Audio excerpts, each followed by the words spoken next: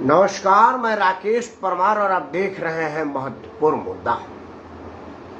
मित्रों, महत्वपूर्ण मुद्दे में आज सबसे महत्वपूर्ण विषय तो ये था कि मैंने भी आज टी शर्ट पहना है और मैं इसका दाम नहीं बताऊंगा, क्योंकि हमारे देश में टी शर्ट का दाम का अंदाज लगाने वाले बहुत लोग हैं और मेरी टी शर्ट की कीमत तो वैसे भी बड़ी आसानी से लगाई जा सकती है। जब कोई नौकरी व्यवसाय कुछ ना करने वाला राहुल गांधी के टी शर्ट की कीमत लगाई जा सकती है, तो मेरा तो खुला किताब है। मैं तो रोज आकर के बोलता हूँ कि जी मैं एक प्रोफेशनल कंसल्टेंट हूँ, कानून का विद्यार्थी हूँ और ठीक ठाक कमा लेता हूँ। मैंने अपने अकेले के दम पर दिल्ली में मकान बनाया है, 4 बच्चों को मास्टर तक की डिग्री दिलवाई है और स्वयं भी ठीक ठाक पोजीशन में रहता हूं।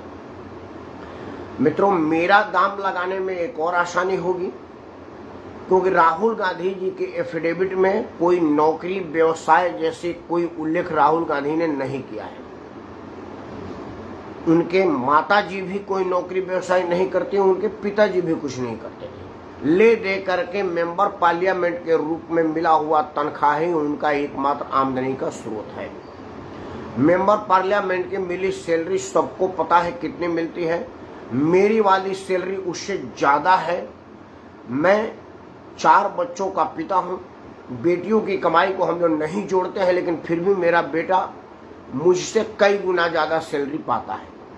तो मेरी टी शर्ट की कीमत लगाई जा सकती है और राहुल गांधी की कीमत से ज्यादा लगाई जा सकती है, क्योंकि तकनीकी रूप में मैं उनसे ज्यादा कमाने वाला आदमी हूं।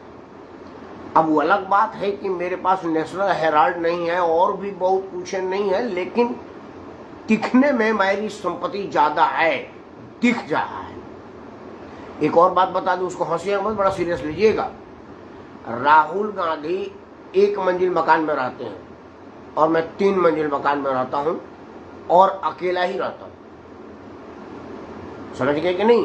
तो आप दाम लगाते रहिए मेरे टी शर्ट का। खैर, विषय की शुरुआत करते हैं। जब राहुल गांधी की बात छिड़ी है तो राहुल गांधी से ही शुरू करते हैं। मित्रों, राहुल गांधी ने एक यात्रा शुरू की है, राष्ट्र जोड़ो यात्रा। अब लोगों को राष्ट्र जोड़ो यात्रा पर चर्चा करने से ज्यादा इंटरेस्ट उनके टी शर्ट के दाम में है। मैं समझता हूं कि ये इस बात का घोटा है कि राहुल गांधी के यात्रा में आपको और कुछ नहीं मिला तो आप उनके टी शर्ट, कच्छा और निकर पर चले गए। मैं बार बार कहता हूं कि हमारा देश गैर जरूरी मुद्दों पर ज्यादा ट्रोल करता है और उन विषयों को ज्यादा उठाता है जिस विषय से कुछ हासिल नहीं होने वाला है, राष्ट्र को कोई फर्क नहीं पड़ने वाला है। राहुल गांधी की टी शर्ट 40,000 का है कि 40 रुपए की है। अगर राहुल गांधी मुझसे मिले होते तो मैं उनको 40 रुपए में टी शर्ट खरीदवा देता। मेरे घर के बगल में बुध बाजार लगता है और वहाँ 40-50 रुपए में उस तरह की सफेद रंग की टी शर्ट बहुत मिल जाती है। अगर वो वाकई 40,000 का है तो राहुल गांधी ठगे गए। ये बात मैंने उनके उस कई लाख रुपए के जैकेट पर भी कहा था कि क्या राहुल जी, आपको पता ही नहीं यार कैसे कुंडली में घिरे रहते हैं। आप राकेश परमार से संपर्क करिए, 150 रुपए में वो आपको जैकेट दिलवा देता। लाल किले के पीछे बिकता है, 2 मैं भी लाया हूं। आप कहते मैं आपके लिए भी लिया देता। खैर, मेरा ये विषय नहीं है। अगर मुझसे लोग पूछते तो राहुल गांधी के यात्रा पर मेरे पास बहुत सारे मसाले हैं, आप उनके कच्छा, टी शर्ट, जूता और जुराब में क्यों जा रहे हैं? आप कहिए ना कि भाई राहुल गांधी, आप भारत जोड़ो यात्रा पर निकले हैं और आपके साथ कौन कौन लोग हैं भाई? आपके साथ वो कन्हैया कुमार है जिसने जेएनयू में डफली बजा करके कहा था कि भारत तेरे टुकड़े होंगे, इंशाअल्लाह इंशाअल्लाह। आप इस बात का उठाइए ना भाई कि आपके साथ वो चल रहा है। आप इस बात के उठाइए कि आप भारत जोड़ो यात्रा में निकले हुए हैं और तमिलनाडु के एक पादरी से मिल करके कह रहे हैं कि क्या जीसस भी भगवान होते हैं। इससे बड़ा मुद्दा और इससे ज्यादा हास्यास्पद इशू तो हो ही नहीं सकता जो राहुल गांधी ने स्वयं आपको दिया है। मुझे बड़ा आश्चर्य है कि राहुल गांधी साल में नानी के यहाँ छुट्टियां मनाने जाते हैं। उन्होंने अपने नानी से क्यों नहीं पूछ लिया कि जीसस भगवान होते कि क्या होते, कि उनकी नानी तो जीसस वाली ही है, क्रिश्चियन ही है। फिर वो नाना से या मामा से पूछने की क्या जरूरत है? और उससे भी बड़ा बात था कि राहुल गांधी से ये पूछा जा सकता था कि जब वो आदमी सत्य सनातन धर्म का सरासर अपमान कर रहा था और आप उसको सुन रहे थे, आपने ये क्यों नहीं कहा कि मैं भी तिलकधारी हूँ, कर्ण कुंज ब्राह्मण हूँ, कोट के ऊपर जनेऊ पहनता हूँ, पंडित जवाहरलाल नेहरू का वंशज हूँ और सत्य सनातन में मेरी आस्था है। मेरी माँ बेशक क्रिश्चियन हो, लेकिन हिंदू धर्म में पिता का धर्म माना जाता है और पिता का धर्म यह है कि पंडित जवाहरलाल नेहरू के पौत्र राजीव गांधी भी टीका लगाते थे और राम भक्त मानते थे। ऐसे आदमी का सत्य सनातन में आस्था है। आप अपने आस्था को कहिए कि आप अपने जीसस को भगवान मानते हैं, लेकिन मैं तो परम पिता परमेश्वर के भगवान मानता हूँ। आपने इतनी बड़ी गलती की कैसे?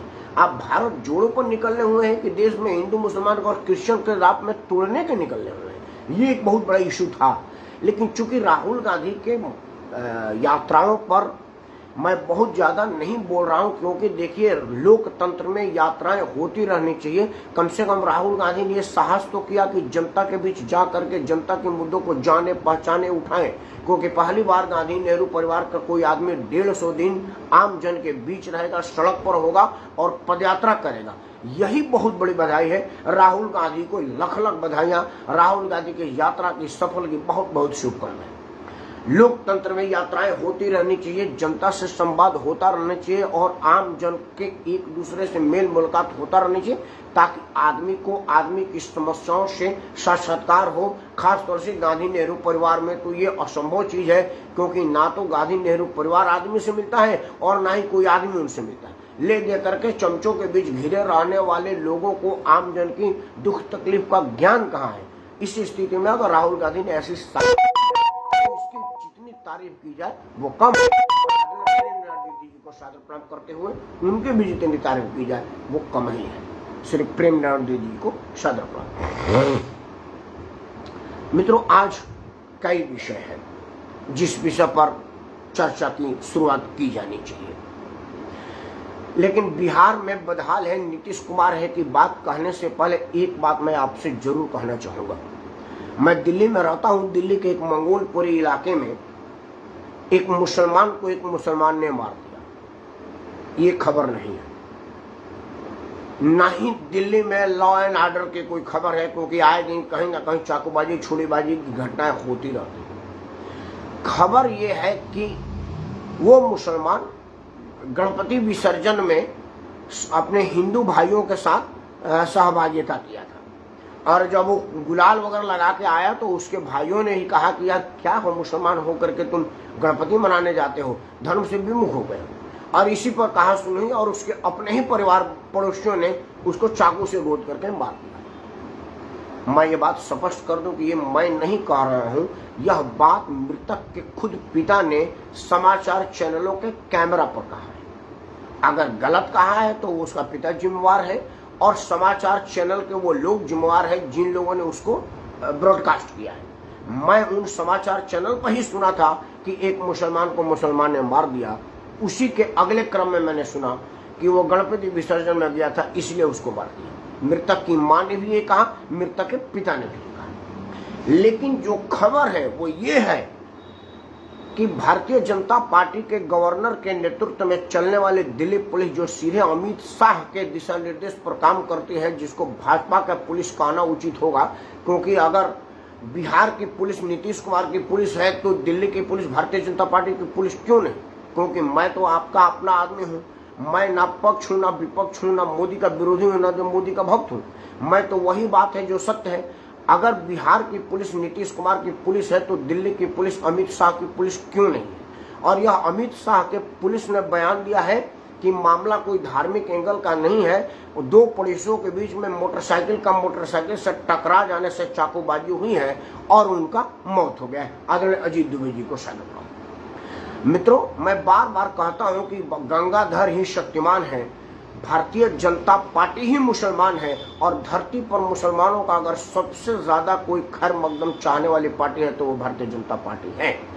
जब जब भाजपा आई है मुस्लिम आतंक बढ़ाई है। यह स्लोगन मेरा नया नहीं है, ये बड़ा पुराना है। आप मिलाइएगा तो देखिएगा कि जब जब भाजपा ने जहां जहां शासन किया है वहां वहां मुस्लिम आतंक फैलाया है, मुस्लिमों का मनोबल बढ़ाया है और मुस्लिमों का मनोबल बढ़ाया है।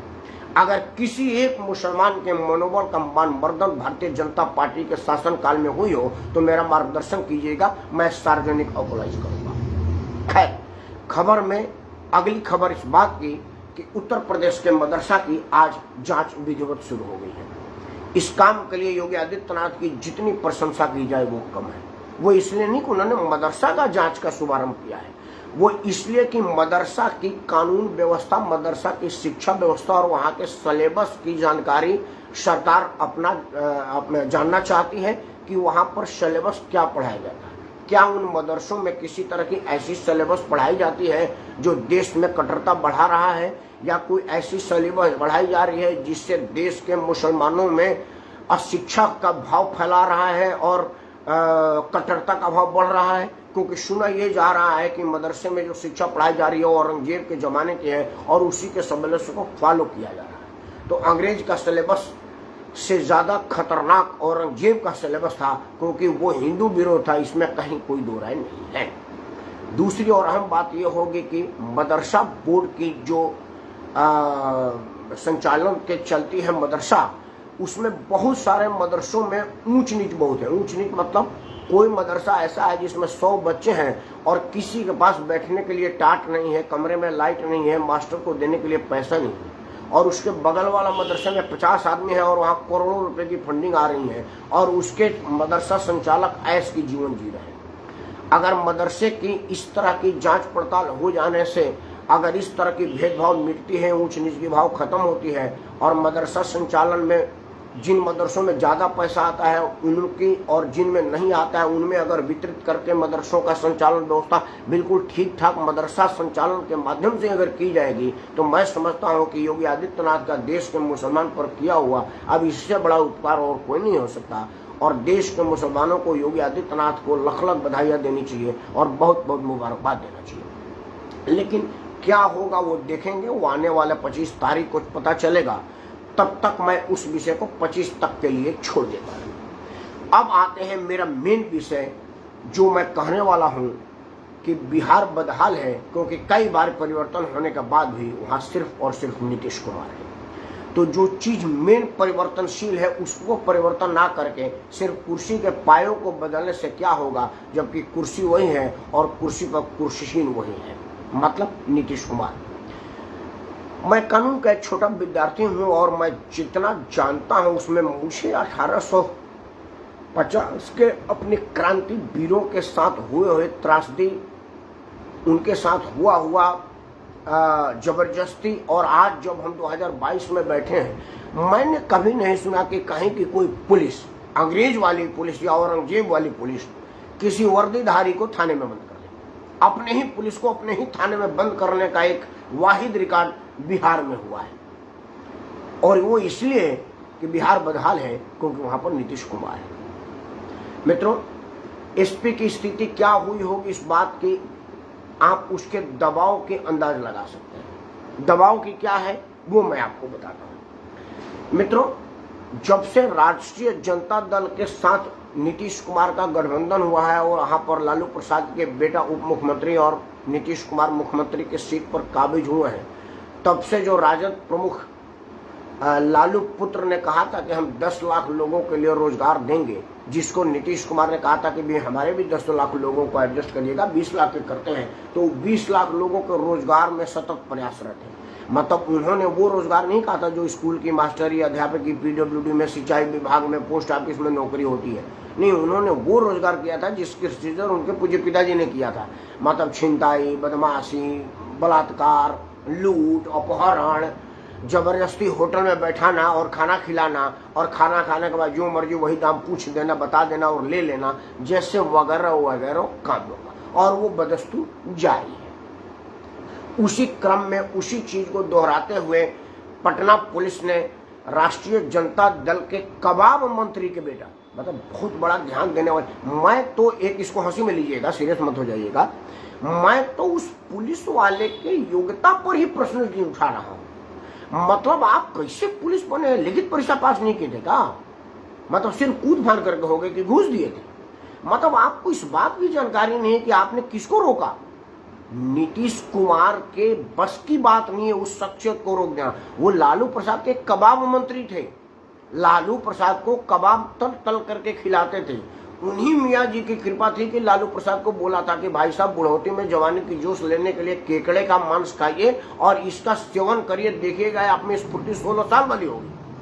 और 55 में बचपन वाली जो हरकतें लालू प्रसाद यादव की समय समय पर सुनी जाती थी, मतलब कलकत्ता के 5 स्टार होटल में, जिसमें कहा गया था कि लालू जी सब पत्नी का है और पूरा बेटर उनके पत्नी से मिलने चला गया और वहां पर पत्नी को ना पाकर किसी और को पाया तो बड़ा आश्चर्यचकित हो गया था। वो सब उस केकड़े के मांस का कमाल था, जिसकी सेवन वो कबाब मंत्री ने कहा था।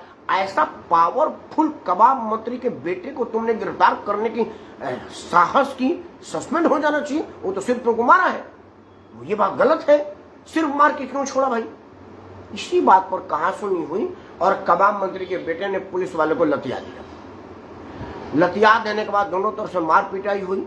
एज यूजुअल बिहार में अब पुलिस वालों को कहा गया था कि आप बंदूक को रखिएगा, चलाइएगा मत, क्योंकि अब ये चलाने के लिए नहीं है, क्योंकि हमारे सैया भाई कोतवाल अब डर काहे का।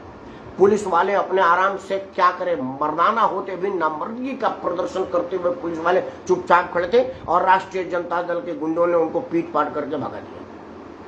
इसी क्रम में दोनों तरफ से बातें हुई और कबाब मंत्री स्वयं थाने में गए और थाने वालों को बदतमीजी की, उनके साथ गाली गलौज मारपीट की शो वाला। इसी कबाब मंत्री को लालू प्रसाद यादव ने राज्यपाल के अनुशंसा पर राज्यपाल कोटे से एमएलसी बनाया था। इतने पावरफुल आदमी की गिरफ्तारी कैसे बर्दाश्त कर ली? इस दबाव में कुछ कानून व्यवस्था पर प्रेस वालों के दबाव में हो हल्ला हुआ था। नीतीश कुमार अपने दिल्ली भ्रमण के बाद जब गए थे तो कुछ चाप वाप चढ़ाने के प्रयास किया था। एसपी साहब ने पुलिस वालों को डांट फटकार किया, तुम लोग क्या करते थे, और इसी के कार्य के ढिलाई में उनको गिरफ्तार कर लिया था। एसपी साहब का दबाव को मैं समझ सकता हूँ कि एक तरफ प्रेस का दबाव, दूसरे तरफ उनके फर्ज का दबाव और तीसरे तरफ काम ना करने की दबाव सरकार की तरफ से जो उनके आ रही थी, वो बेचारा क्या करता। मैं समझता हूं कि वो उसको बेनिफिट ऑफ डाउट देनी चाहिए, उस एसपी को माफ कर देना चाहिए जिन्होंने बावर्दी पुलिस वाले को गिरफ्तार करने की गलती की। कानून में गलती है, व्यवहार में गलती है, पुलिस के मनोबल के लिए गलती है। और अब सुना ये जा रहा है कि बिहार पुलिस एसोसिएशन पुलिस के विरुद्ध लामबंद हो गई है। ये भी एक गजब है। उस बिहार पुलिस एसोसिएशन के अध्यक्ष मृत्युंजय जी हमारे मित्र हैं और बहुत अच्छा हमारा संबंध है उनसे। उन्होंने लालू पुत्रों के गुंडई, राष्ट्रीय जनता दल के लोगों की आपराधिक प्रवृत्ति की बढ़ती जनसंख्या और बढ़ता कुकृत्य पर तो उन्होंने कुछ नहीं बोला, लेकिन एक पुलिस के दबाव में लिए गए एक हल्के से काम पर विरोध का स्वर दे दिया। गजब है भाई बिहार पुलिस एसोसिएशन और गजब है बिहार पुलिस। मित्रों, बिहार की बात निकली है तो 2-4 बातें आपको और बता दूं। आमतौर पर मैं हिट एंड रन नहीं करता, मतलब मैं कह के नहीं निकलता, जो अपने बुद्धि में आती है उसकी समाधान भी बताता हूँ। बिहार की स्थिति यह है कि जब से नीतीश कुमार ने कथित तौर पर शराबबंदी का शगुफा छोड़ा है और शराबबंदी वाला एक ऐलान किया है, उसको लागू कराने के चक्कर में और स्वयं का पीठ थपथपाने और स्वयं को तगमा लेने के चक्कर में बिहार की कानून व्यवस्था चरमरा गई। एक तो बिहार में पुलिसिंग के सिस्टम वैसे ही लुंज पुंज है और जो पुलिस वाले अभी हैं भी उन सबको दारू सप्लाई में लगा दिया गया है। मतलब बिहार के मुख्यमंत्री के नज़र में वो दारू रोकने के काम में लगे हैं, लेकिन असल काम तो वो लोगों के घरों में दारू पहुंचाने का कर रहे हैं। क्योंकि पहले दारू बिहार में दुकान पर मिलता था तो दुकान नीतीश कुमार ने बंद करवा दिया, तो अब इसका काम पुलिस वालों ने अपने हाथ ले लिया। आप फोन करिए, hello black squash 2, white squash 3 और रेड स्क्वैच का 4। मतलब ये अगर नाम गलत होगा तो माफ करिएगा, क्योंकि मैं दारू नहीं पीता इसलिए मुझे नाम की जानकारी नहीं है। और अब वो पुलिस वाला सप्लाई में लगा हुआ है। जिस आदमी को अपराध नियंत्रण में लगना चाहिए अब वो दारू के सप्लाई में लगा है, तो अपराध पर कंट्रोल कैसे होगा?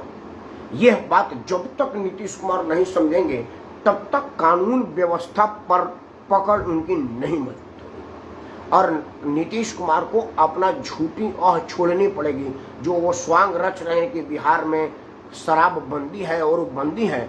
इस बात को वही है कि आदमी दिन में आंख बंद करे और कहे कि अंधेरा आ गया, उसी को कहेंगे कि शराब बंदी है। असल में शराब बंदी जैसी कोई चीज है नहीं बिहार में। क्योंकि अगर शराब बंदी है तो आए दिन नकली शराब पी करके लोग मर कैसे रहे हैं, आए दिन लगा शराब की छापेमारी कैसे हो रही है और लोग रोज मर कैसे रहे हैं। इस विषय पर जिस दिन नीतीश कुमार ईमानदारी से विचार कर लेंगे उसी दिन बिहार में कानून व्यवस्था पटरी पर लौटते हुए प्रतीत हो जाएगी, जिसकी दूर दूर और बहुत दूर तक संभावना नहीं दिख रही है। क्योंकि नीतीश कुमार अपनी और अपने पार्टी की स्थिति जान चुके हैं।